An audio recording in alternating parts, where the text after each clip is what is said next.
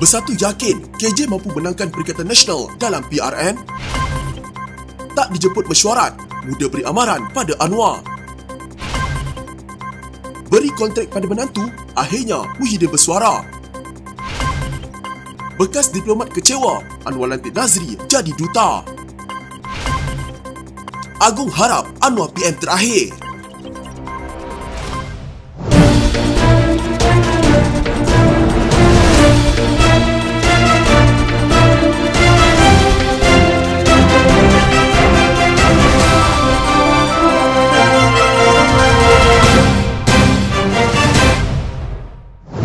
Susuk bernama Khairi Jamaluddin dilihat terus menggiurkan parti politik di negara ini kerana dilihat mampu memberikan kemenangan kepada mereka. Ia berlaku ketika 6 negeri sedang menghampiri tarikh luput penggal Dewan Undangan masing-masing iaitu Kedah, Pulau Pinang, Selangor, Negeri Sembilan, Kelantan dan Terengganu. Keinginan menarik Khairi itu turut diperlihat Ketua Pemuda Bersatu Armada Wan Ahmad Faisal Wan Ahmad Akmal. Di petik utusan online, ahli Parlimen Macang itu mengumpamakan politik sebagai persaingan di padang dan pada ketika tertentu, sesebuah pasukan perlukan pemain import. Politik ini umpama perlawanan bola sepak. Kita kena import pemain luar untuk menang. Begitu dengan Khairi. Bagi UMNO, dia sudah tidak berguna. Tetapi bagi Perikatan Nasional, amat berguna demi masa depan Malaysia, katanya. Sebelum ini, Khairi dilaporkan berkata dia sedang mempertimbangkan untuk bertanding di Selangor selepas ditawarkan menjadi Menteri Besar sekiranya menang. Laporan The Star itu bagaimanapun tidak menyebut mana-mana parti politik yang dikatakan memberi tawaran itu. Terdapat perbincangan dengan beberapa pihak dan terdapat juga perbincangan mengenai peranan, katanya. Tambah ahli Parlimen Macang itu lagi, dia yakin bekas Menteri Kesihatan itu mampu mewujudkan gelombang baru untuk menarik pengundi muda dan atas pagar memberikan sokongan kepada Perikatan Nasional. Kelebihan itu, katanya, membolehkan Perikatan Nasional merampas negeri-negeri yang kini ditadbir oleh Pakatan Harapan, khususnya Negeri Sembilan dan Selangor. Wan Ahmad Faisal juga mendakwa Perikatan Nasional bersedia memberikan laluan kepada Khairi di mana-mana kerusi Dewan Undangan Negeri jika bekas Ketua Pemuda UMNO terbabit berminat menyertai Bersatu. Kalau UMNO anggap Khairi sebagai beban, tetapi Bersatu, kita anggap dia satu kelebihan yang mampu mencetuskan gelombang baru dalam politik Malaysia. Jadi kita Bersatu sedia terima Khairi kalau dia bersedia terima lamaran kita, katanya. Menurut Wan Ahmad Faisal lagi, Presiden Bersatu Muhyiddin Yassin sendiri dari awal mengalu-alukan jika Khairi mahu menyertai parti berkenaan. Pun begitu, Wan Ahmad Faisal mengakui pihaknya tidak pasti bagaimana pendirian Khairi dan perkara itu perlu ditanyakan sendiri kepada bekas ahli Parlimen Rembau berkenaan.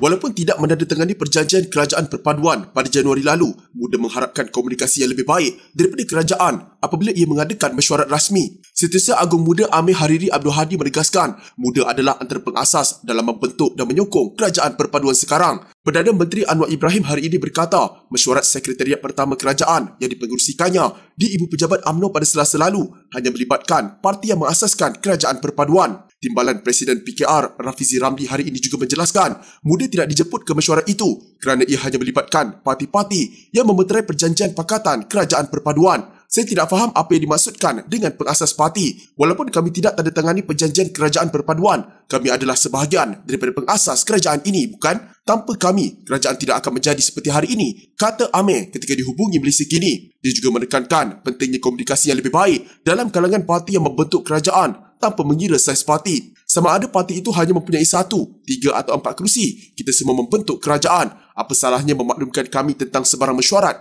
atau keputusan yang dibuat? Ia sungguh mudah. Mereka hanya boleh memaklumkan kami secara tidak rasmi melalui message teks. Mari kita bekerjasama, katanya sambil menambah semua pihak mempunyai peranan untuk dimainkan dan perlu menjawab kepada ahli dan penyokong mereka. Sebelum ini, Amir menerusi Twitter meluahkan kekecewaannya selepas Muda diketepikan dalam mesyuarat pertama Sekretariat Kerajaan Perpaduan. Dia berkata, Muda tidak menerima jemputan untuk menghadiri mesyuarat itu dan parti itu tiada dimaklumkan mengenainya. Selepas mesyuarat itu, Anwar mengumumkan semua parti dalam kerajaan menyatakan komitmen untuk bekerjasama dalam 6 pilihan raya negeri akan datang. Pemimpin parti lain dalam kerajaan pusat, termasuk Barisan Nasional, Pakatan Harapan, GPS, GRS dan Warisan turut hadir. Difahamkan selain Muda, Parti Keharmonian Sosial Demokratik KDM yang berpangkalan di Sabah juga tidak diwakili pada mesyuarat itu. Pada PRU November lalu, Presiden Muda Syed Saddiq Syed Abdul Rahman merupakan calon tunggal parti itu yang memenangi kerusi selepas berjaya mempertahankan kawasan Parlimen Muar.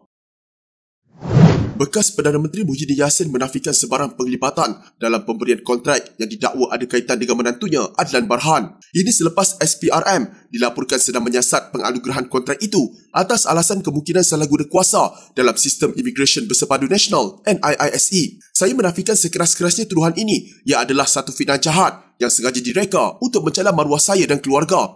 Saya sebagai Perdana Menteri pada masa itu sama sekali tidak terlibat dalam proses penganugerahan kontrak NIISE kepada Iris Corporation Berhad yang dijalankan secara tender terbuka. Proses perolehan kontrak dibuat mengikut tata cara perolehan biasa kerajaan di bawah seliaan Kementerian Keuangan dan kementerian yang berkaitan. Ia bukan berada di bawah tanggungjawab atau bidang kuasa saya sebagai Perdana Menteri pada waktu itu, kata pengerusi Perikatan Nasional itu pada satu kenyataan. Muhyiddin yang juga Presiden Bersatu berkata, tiada ahli keluarganya mempunyai hubungan dalam Iris Corporation Berhad sama ada sebagai pengarah syarikat atau pemegang saham. Saya percaya ini adalah sebahagian daripada siri tomahan jahat terhadap saya yang dilakukan oleh Kerajaan Pakatan Harapan Barisan Nasional pimpinan Anwar Ibrahim, dakwa ahli parlimen Pagu itu. Memetik sumber FMT melaporkan bahawa SPRM sedang menyiasat anugerah kontrak NIISE berdasarkan bukti baru berkaitan kes yang timbul. SPRM sedang melihat bagaimana kontrak itu diberikan dan kaitan syarikat dengan mereka yang berkuasa ketika itu. SPRM mungkin akan memanggil anggota kanan pentadbiran terdahulu sebagai sebahagian daripada siasatannya, kata sumber itu. Pada 2020, pentadbiran Muhyiddin mengumumkan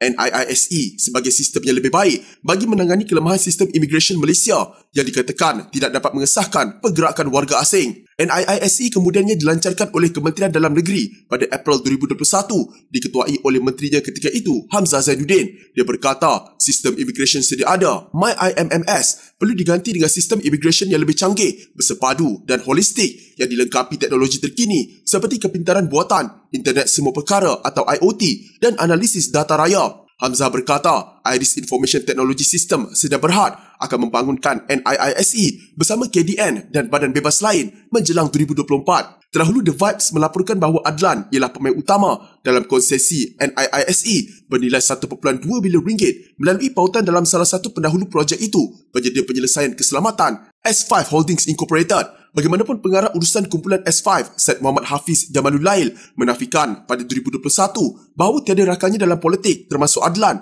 yang terlibat dalam syarikat itu. Pada Isnin, Anwar mengkritik pihak yang menentang pelantikan anaknya, Nurul Izzah sebagai penasihat ekonomi Perdana Menteri tanpa gaji, terutama pihak tertentu yang memberikan kontrak kepada anak lelaki atau menantu mereka ketika berkuasa. Ahli Majlis Tertinggi UMNO Puan Zarkashi kemudian membayangkan kemungkinan menantu Muhyiddin yang dimaksudkan oleh Anwar. Muhyiddin bagaimanapun mendakwa penglibatan dia dan menantunya dalam NIISE dibuat sebagai cubaan untuk menutup kelemahan Perdana Menteri melantik anaknya. Amalan nepotisme ini tidak boleh ditutup dengan melemparkan tumahan tidak berasas kepada orang lain, katanya. SPRM juga sedang menyiasat Bersatu yang diketuai Muhyiddin di bawah Akta Pencegahan Pengubahan Wang Haram dan Pencegahan Pembiayaan Keganasan.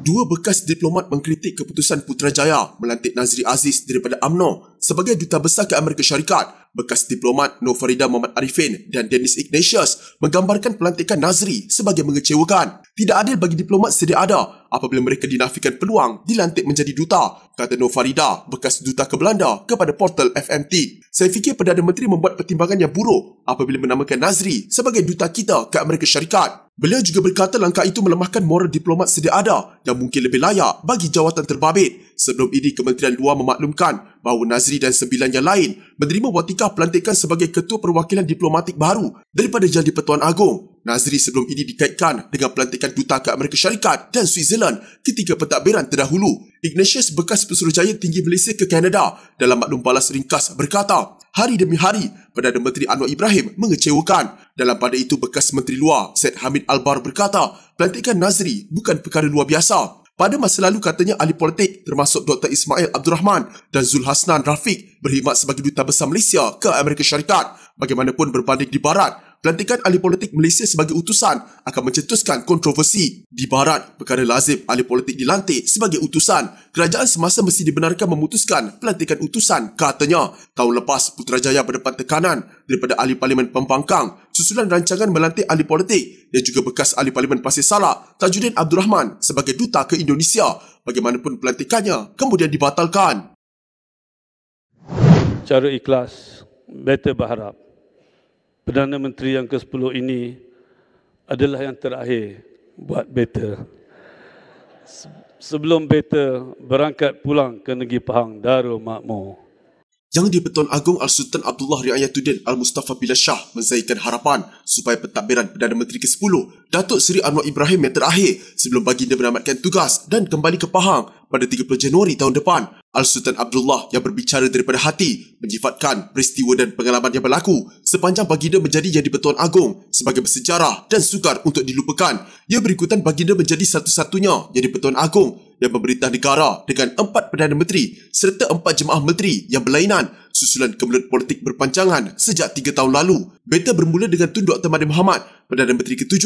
Namun pada 24 Februari 2020, buat pertama kalinya, beta dibawa ke kancah gelanggang kemelut politik tanah air menerusi peletakan jawatan Perdana Menteri ke-7. Selaras dengan kuasa budi bicara yang diberikan kepada beta oleh Perlembagaan Persekutuan, beta selanjutnya mendapati Tan Sri Muhyiddin Yassin telah mendapat kepercayaan majoriti untuk dilantik sebagai Perdana Menteri ke-8 pada 1 Mac 2020. Disangkakan panas hingga ke petang, rupanya hujan di tengah hari. Perdana Menteri Malaysia yang ke-8 juga telah meletakkan jawatan pada 16 Ogos 2021. Makanya beta sekali lagi terpaksa menggalas amanah berat untuk memilih dan melantik Perdana Menteri yang baru. Beta selanjutnya telah berpuas hati bahawa Datuk Seri Ismail Sabri Yaakob telah memperoleh kepercayaan majoriti ahli Dewan Rakyat dan selayaknya dilantik menjadi Perdana Menteri ke-9 pada 21 Ogos 2021. Titah baginda ketika merasmikan pembukaan Penggal Parlimen ke-15 hari ini. Bagaimanapun Al-Sultan Abdullah memaklumkan, Ismail Sabri pula memohon perkenan pembubaran Parlimen bagi memberi laluan kepada pilihan raya umum ke-15 sebelum Parlimen dibubarkan pada 10 Oktober tahun lalu. Pelaksanaan PR15 pula masih belum menamatkan kemelut politik negara selepas tiada parti mendapat majoriti mudah 112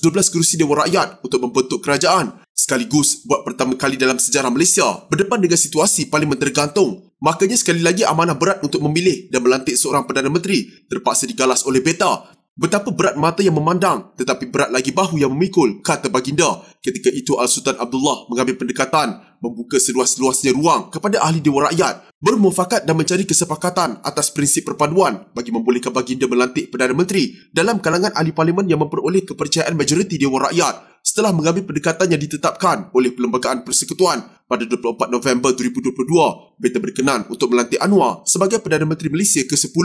Secara ikhlas beta berharap Perdana Menteri ke-10 ini adalah yang terakhir buat beta sebelum beta berangkat pulang ke negeri Pahang Darul Makmur. Namun ini semuanya adalah ketentuan Allah SWT. Manusia merancang, Allah menentukan segalanya. Titah baginda.